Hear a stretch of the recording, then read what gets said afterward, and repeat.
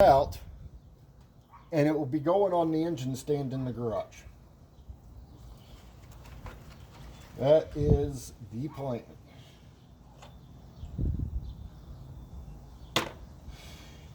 Okay, let's get our rod set up here.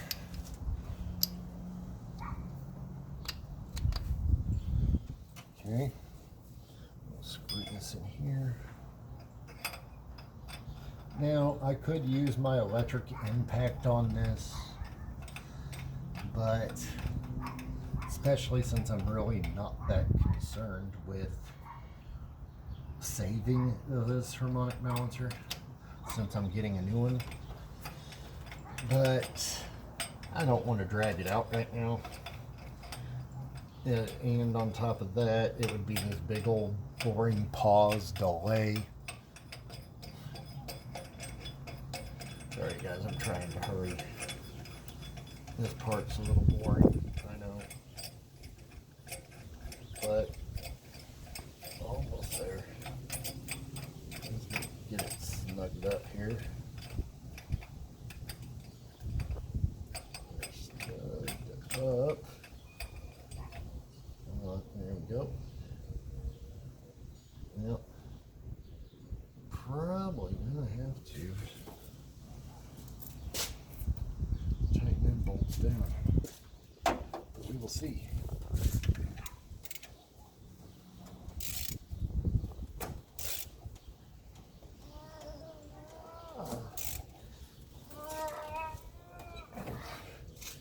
Jesus. Whew. That bad boy is on there. I need a piece of pipe to use as a brick over bar, which will not be hard to find because my brother has piping laying around from a previous project from a couple years back. Comes in really handy.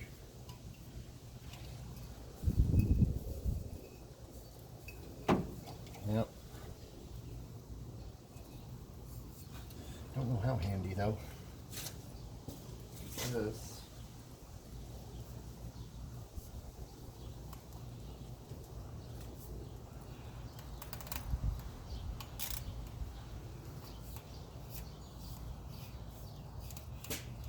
There we go. Breakover bar.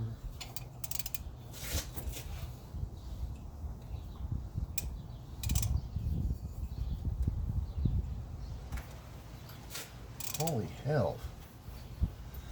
Well, that's new.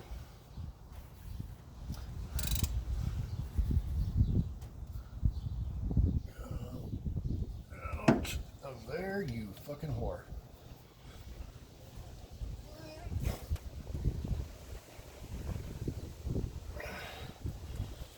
God damn, what the fuck?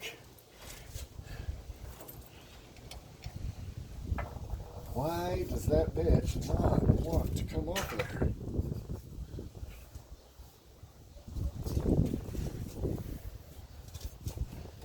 That is making zero fucking sense right now.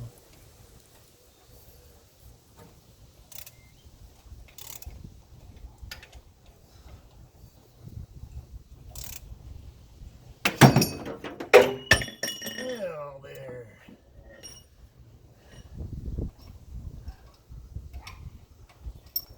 That bitch was not in there. Okay. Oh, that's interesting.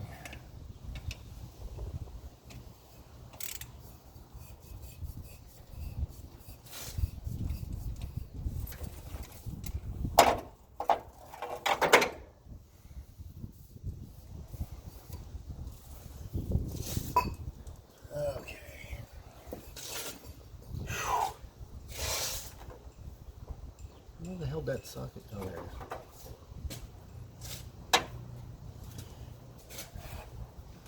Okay. Something is on a wire.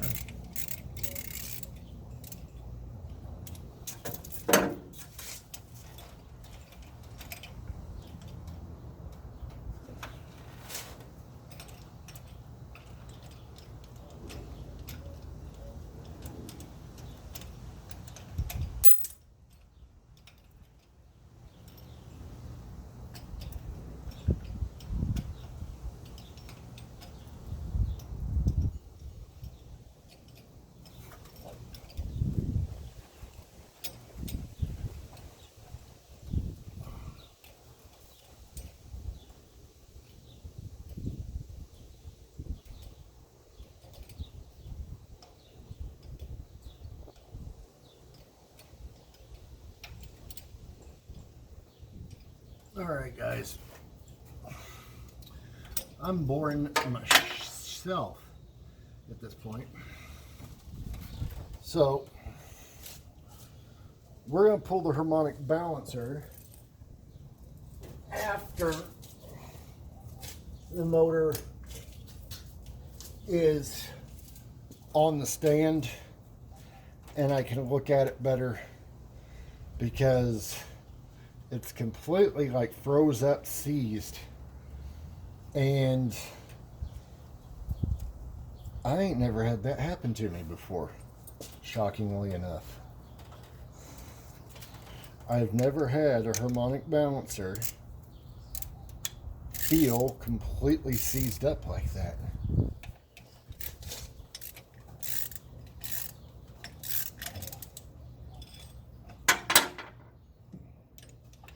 So we'll go ahead and we're just going to take this back off of here, and it can wait.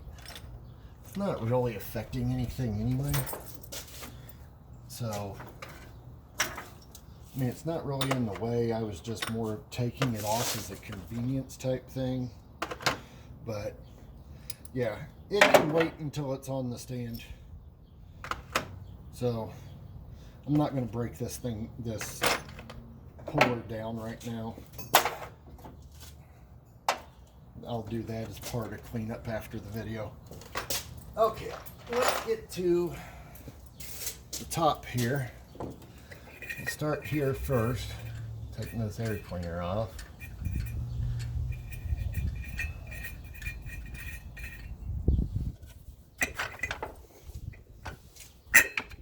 Nope.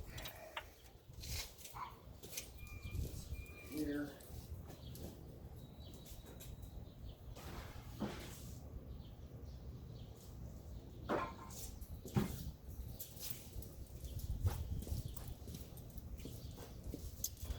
Okay, this is where deep sockets come in handy, because we have carburetor studs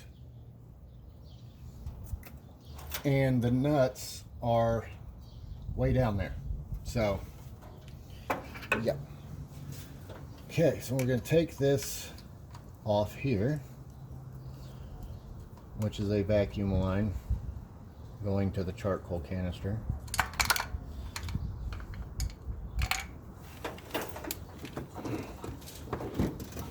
And of course it's swelled up too. Why would it be any different than the others?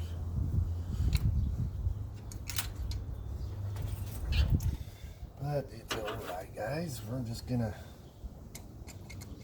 keep on trucking along. That's what we do. Okay, got that clamp loose. Let's see if this bitch will come off here. Boom, it did. Thank you. Okay. So, look at that, guys. Charcoal canister. Out and in the garbage.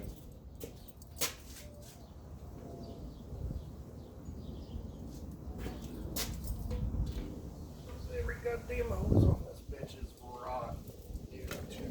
Cord.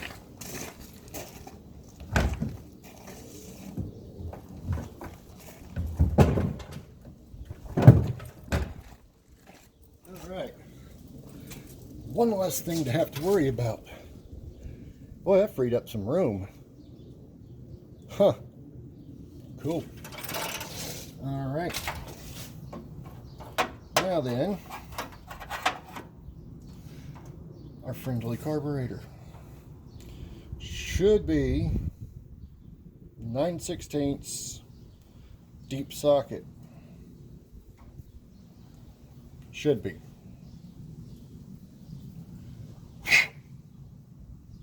Or is it half? Damn it, it's half. I knew that. Anyway, it's all good. All good in the neighborhood. Whew. Yep. Now let's see how we're doing. Still recording strong. Good, good, good. Okay. Let's keep her going. Let's get this carb off of here, shall we?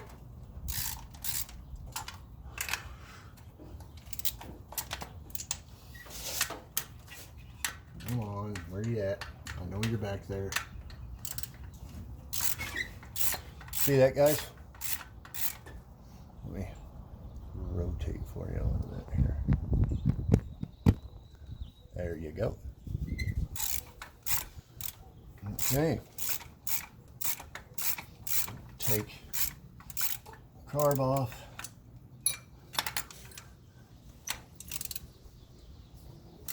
And okay. Let's reach down in here. See, I love Edelbrock carburetors.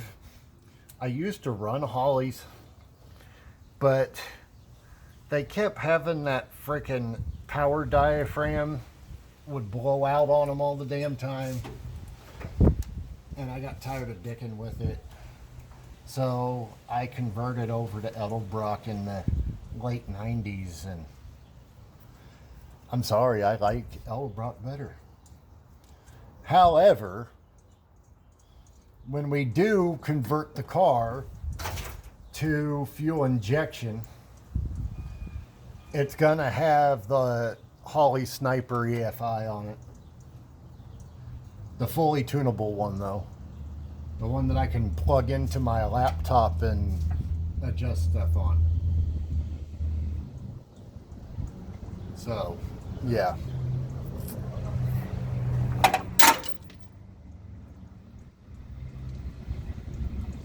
So, guy just drove by in a dually and slowed down and gave me a heads up because of my Harley. Because that's all I ride. I don't have a car. My bike is my transportation. Until this is done. Now, this ain't, obviously, it's not going to be a daily driver, but it will be something that I can occasionally get out and drive.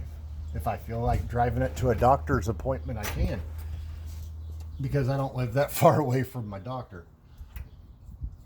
So, yeah, that's kind of cool.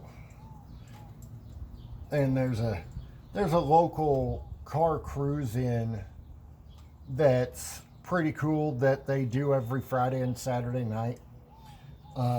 Me and my brother used to go every Friday and Saturday night with this car. Back in the early 2000s before he parked it. It was Friday. We'd get off work. We'd come home to my mom and dad's house. We'd wash this car. We'd wax it.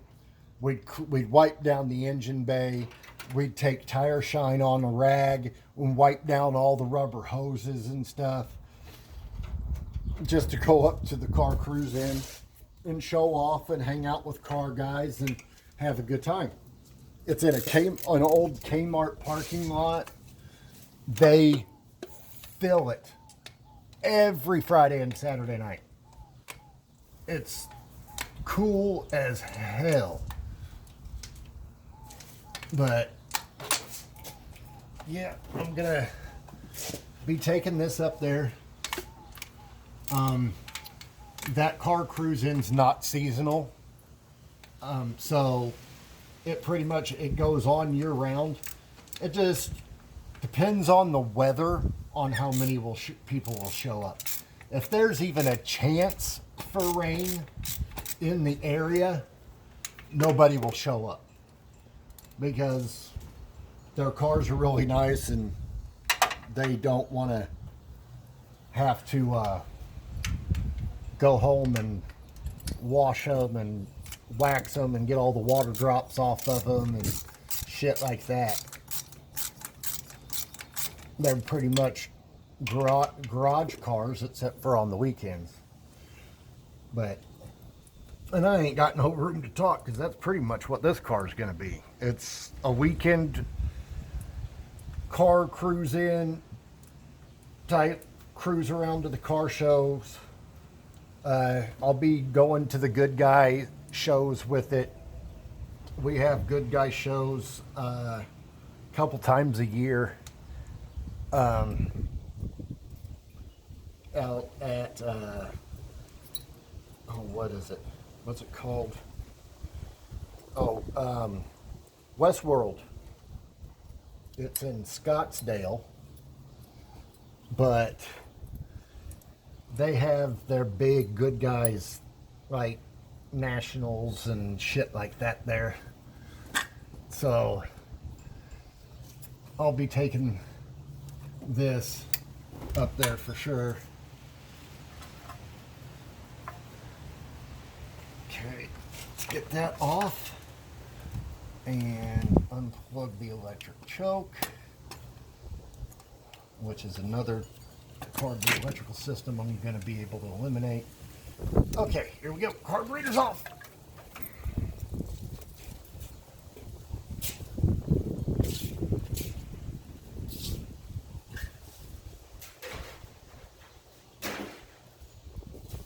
Okay. Now, I'm going to tell you guys something. When my brother was still driving this car as a daily, it was very, very well taken care of. This car was my brother's baby, his pride and joy. And therefore, this crate motor, that's what it started out as, if you follow all the videos. This crate motor was so well taken care of. When I took it apart just to change the cam and stuff like that in it in 2009 to get a little bit more power out of it, the inside of this motor looked like it just came out of the box.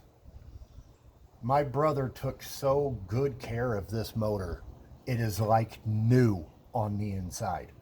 And you guys will see that when I start taking it apart on the engine stand. This motor looks brand new. There's no sludge, nothing. He changed the oil in this car every 3,000 miles if it needed or not. Nowadays you can go, 10, 12, thousand miles on oil because of all the new technologies and all that shit. But it wasn't so long ago that oil was required to be changed every 3,000 miles. Okay. Now, we need a 9/16 open end wrench because it's time for distributor removal.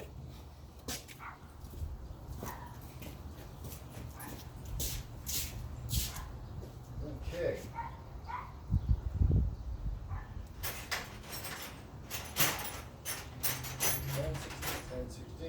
Where are you?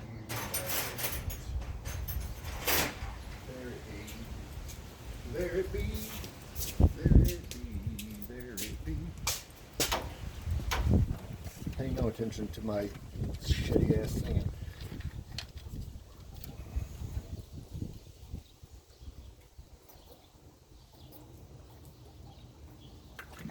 A little drink of water. Okay, let's go around to this back side over here. And we are still recording. I'm sorry, after yesterday, guys, I'm kind of a little paranoid, so I'm checking the phone quite often to make sure it's not overheating or stopped recording. Okay, trying not to get too much in the sight.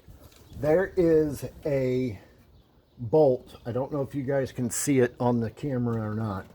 There's a bolt under the distributor that is a distributor hold down. I used to have a special curved open end wrench specifically for this. I do not have it no more. It walked out of my toolbox. So I got to do it with a regular open end wrench, which is a little bit more of a pain in the ass, but we'll get it out. Here we go. Just got to loosen it off here. If I can get the hell on the damn thing. There we go. Son of a bitch. I had a lot more strength back in 2009. My strength's not all that great right now, because I've changed some things with my diet in the past year, and in the past year I've lost 50 pounds. So, but I'm not working out to make up for it. So it's, my muscle strength's not what it used to be. But I'm gonna start going to the gym here pretty soon. And this bolt's being stubborn. I gotta get down in here somehow to get a better bite on it. Ow, finger's hitting my gut. Okay, got it on there. Real good now. I just gotta get it to come loose.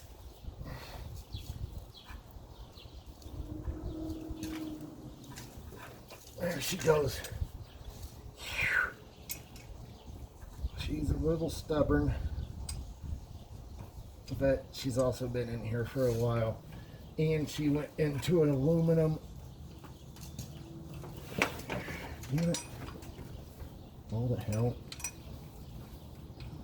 That damn little knob thing right there is pissing me off. Okay.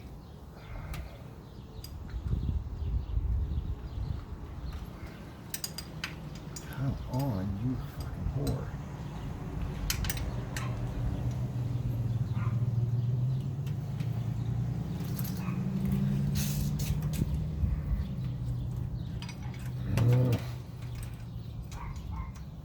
Just want to get it loose enough that I can get it off with my damn fingers.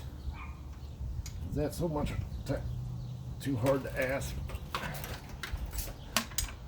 That's all I ask. Just want to be able to get down in here.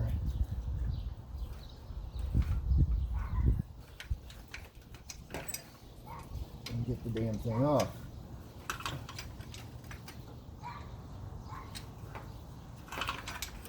Okay, we're getting there now. It's getting pretty loose. Hopefully I'll be able to reach down in there and take the bitch out. Pretty quick. Yeah.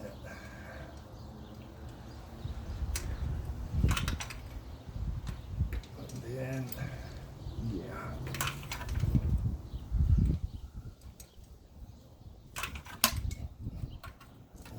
Okay. Let's see if I can.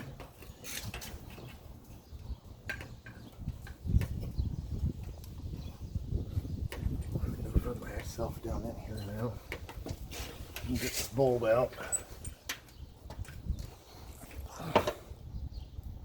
And look at that, coming right out of there. All right. Okay. Yep, dropped one of the washers. It's all right. I'll pick it up when I'm doing cleanup after the video. That's what I do. Uh-oh. Our distributor seized. Block, I think. It feels like it. But we're gonna find out right now.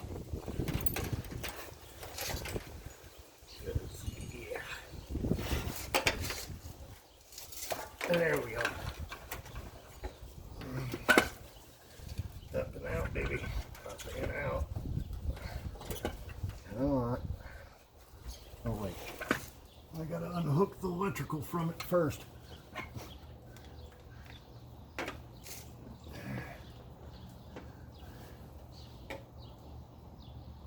Come on. There's one.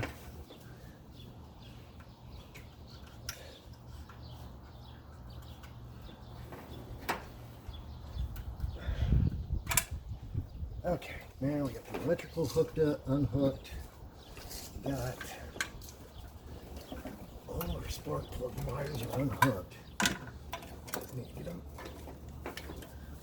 up here to me, like so. Let's get her out. Oh, baby. There we go. You can see what I mean? Told you guys in a previous video. You look at that shaft. You look at that gear. There's still assembly lube on it. This is a brand spanking new billet aluminum Mallory distributor. It's never been used. So yeah, she gonna be for sale. They work in small block and big block Chevy V8, so they use the same HEI distributor.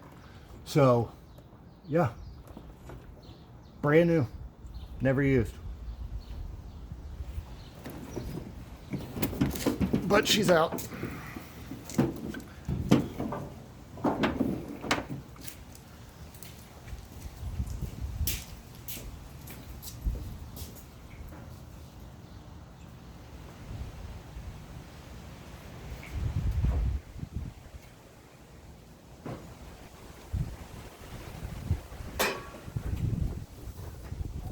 Okay guys, this video is already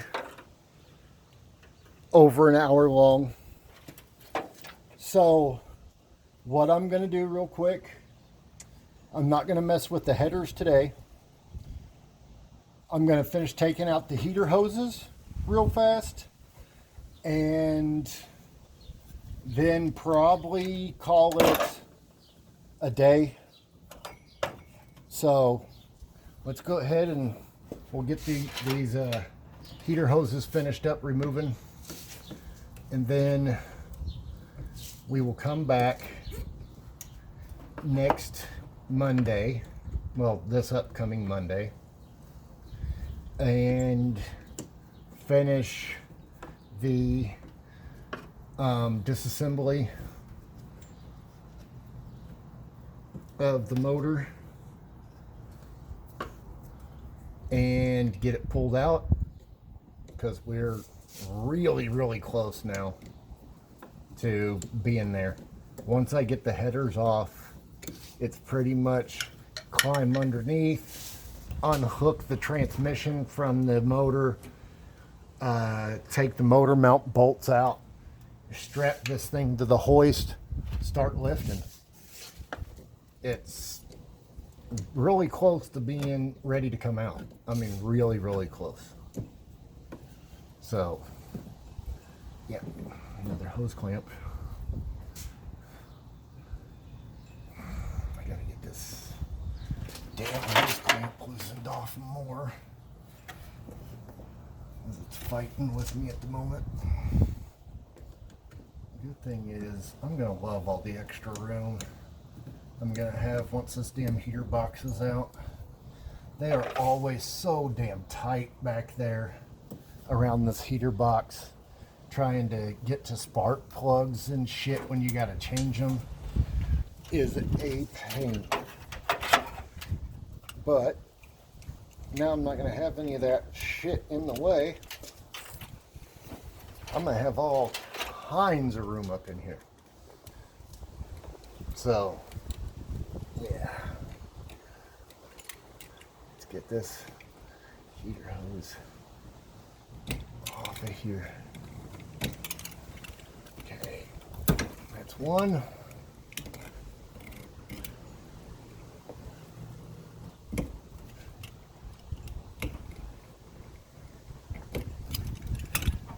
Okay, there you go. Heater hoses are off.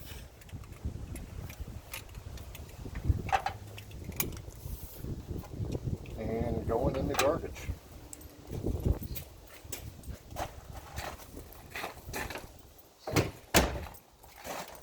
Okay. Well, guys, let me get the phone out of the holster here real quick.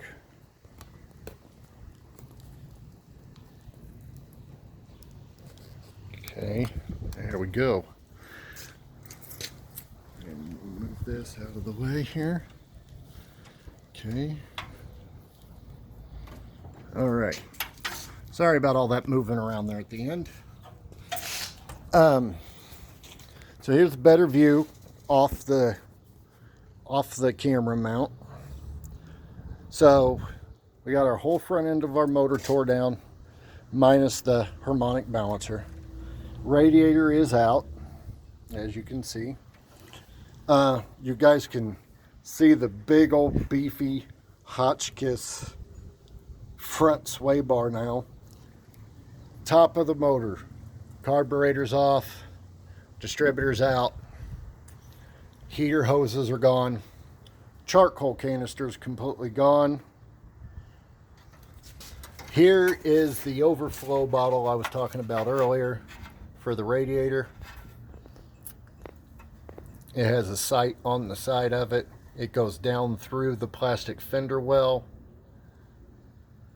and has a relief valve on the bottom of it, and the fluid goes in the top right there. That's our oh shit,